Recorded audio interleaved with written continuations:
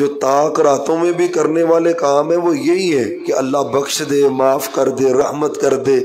لیلۃ القدر میں بھی کیا ہوتا ہے، اللہ نے سال بھر کے احکام نازل کیے ہوتے تو بندہ طلب کر رہا ہوتا ہے یا اللہ مجھے رزق، مجھے اولاد، تو یہ مانگنے کا آخری اشرہ ہے۔ تو مانگنے کے لیے جو ایک چیز بہت ضروری ہے جو مانگنے والے عمل کو قبول کروا دیتی ہے، وہ آنکھوں سے آنسو بہانا ہے۔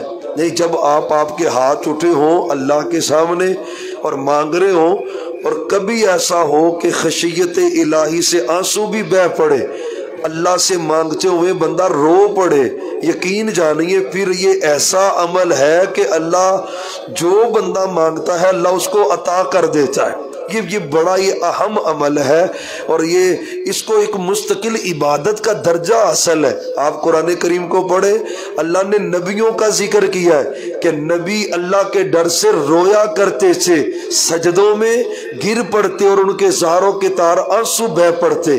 یقین جانیے یہ عبادت کا ایسا بہترین طریقہ ہے۔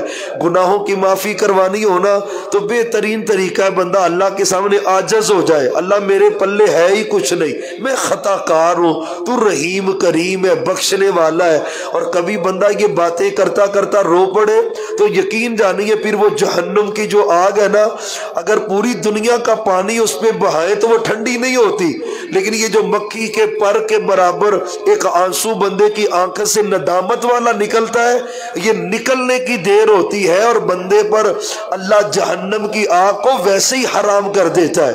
یہ اتنی پاورفل چیز ہے۔ اور محمد الرسول اللہ صلی اللہ علیہ وسلم کے پاس جو صحابی آئے تھے، کہتے ہیں محبوب مجھے بتائیں، یہ حدیث پہلے بھی ذکر ہوئی ہے لیکن آج کے اس درس سے تعلق بھی رکھتی ہے، اور میں مجھے نجات چاہتا ہوں تو آپ نے اس کو یہ کام بتلایا تھا، وب کی اللہ خطیاتی کا، اپنے گناہوں کو یاد کر کے رو لیا کر، اللہ تجھے نجات دے گا۔ تو کون ہم میں سے گناہ گار نہیں ہے؟ کون یہ کہتا کہ مجھ سے گناہ نہیں ہوئے یا سرزد نہیں ہوئے یا مجھ سے غلطی میں اللہ کی نافرمانی نہیں ہو جائے؟ تو سب ہے نا۔ تو وب کی اللہ خطیاتی کا ہمارے لیے بھی ہے، ہم بھی اپنے گناہوں کو یاد کر کے کبھی تنہائی میں بیٹھے اور رو پڑے اس اللہ کے آگے، کبھی اجتماعی زندگی بھی ہو تو رو پڑے اس اللہ کے آگے۔ تو یقین جانیے اس عشرے میں اس کی بھی ضرورت ہے۔ نبی رحمت جناب محمد الرسول اللہ صلی اللہ علیہ وسلم سے ابھی کہتے میں آپ کے ساتھ تھا، آپ نے رستے میں کوئی ضرورت پڑ گئی تو سجدہ کیا، سجدہ بھی کہتے اتنا لمبا کیا کہ میں خیال میں پڑ گیا کہیں نبی فوت تو نہیں ہو گئے علیہ السلام۔ کتنا لمبا سجدہ ہوگا؟ اگر رمضان میں بھی اتنا لمبا سجدہ نصیب نہ ہو تو زندگی میں کب نصیب ہوگا؟ اگر رمضان میں بھی میں 15-20 منٹ کا، آدھے گھنٹے کا سجدہ نہیں کر سکا، رو نہیں سکا اللہ کے آگے، گڑ گڑا نہیں سکا، تو مجھے بتلائیں وہ دن کب آئیں گے؟ وہ راتیں کون سی ہوں گی جس میں میں اللہ کے آگے گڑ گڑاؤں گا اور روؤں گا اور اللہ کی عبادت کروں گا؟ تو کہتے ہیں آپ کافی دیر بعد جب سر اٹھایا نا تو میں نے وہ جگہ دیکھی جہاں پہ سجدہ کیا تھا، وہاں پہ نبی علیہ السلام کے آنسوؤں سے وہ جگہ تر ہو چکی تھی، وہ ساری مٹی گیلی ہو چکی تھی جہاں پہ آپ نے سجدہ کیا تھا رو رو کر۔ اور میں نے کہا وہ وجہ کیا تھی اتنا لمبا سجدہ کیا ہے؟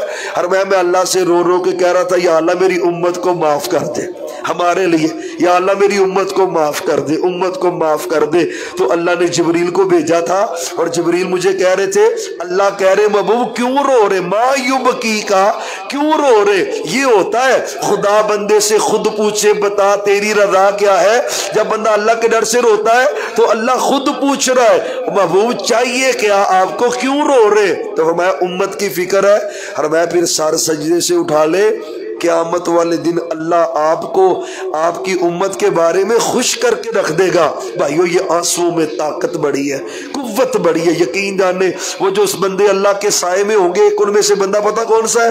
وَرَجُلٌ ذَكَرَ اللَّهَ خَالِيًا، گھر کے کمرے میں جاتا ہے، اپنے بیڈ روم میں جاتا ہے، دروازہ نوک کرتا ہے، بند کر لیتا ہے اور پھر مصلی کے اوپر بیٹھ جاتا ہے اور پھر وہ روتا ہے اللہ کو یاد کر کے۔ یہ بخاری کی حدیث ہے، اکیلا بیٹھا ہے خلوت میں اور رو رہا ہے، اللہ کو یاد کر کے آنسو بہا رہا ہے۔ یقین جانیے ایسی طاقت ہے، اور میں دنیا پریشان ہوگی اور اس کو میں اپنا سایہ نصیب فرماؤں گا جو رو پڑتا ہے میری وجہ سے۔ اچھا آپ دیکھتے ہیں نا گھروں کا ماحول ہے، سب بچوں والے ہیں، جن گھروں میں بچے نہیں اللہ وہ بہار پیدا کر دے۔ سب گھروں میں اللہ بیٹوں کی بہار پیدا کر دے، بیٹیوں کی بہار پیدا کر دے، اور اللہ ان کو نیک کر دے۔ اللہ ہمارے کئی بھائی ہیں جنہوں نے بیٹیوں کی شادیاں کی ہوئی ہیں، اللہ ان کی بیٹیوں کے گھروں کو بھی آباد کر دے، بیٹوں کے گھروں کو بھی آباد کر دے، تو رحمت کر دے۔